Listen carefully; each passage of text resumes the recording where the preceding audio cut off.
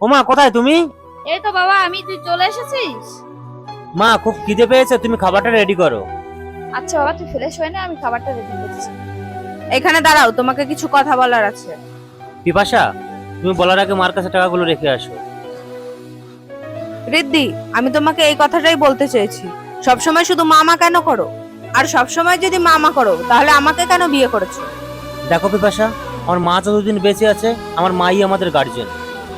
দেখো, আমার বাবা নেই, আর তুমি যা কিছু দেখছো এগুলো আমার মা অনেক কষ্ট করে বানিয়েছে।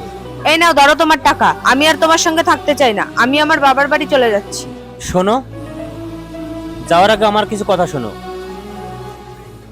দেখো পিপাসা, প্রতিটা মেয়ে যদি বিয়ের পরে তার শাশুড়িকে মায়ের মতো দেখে এবং ভালোবাসে, তাহলে শাশুড়িও নিজের মেয়ের থেকে বৌমাকে বেশি ভালোবাসে।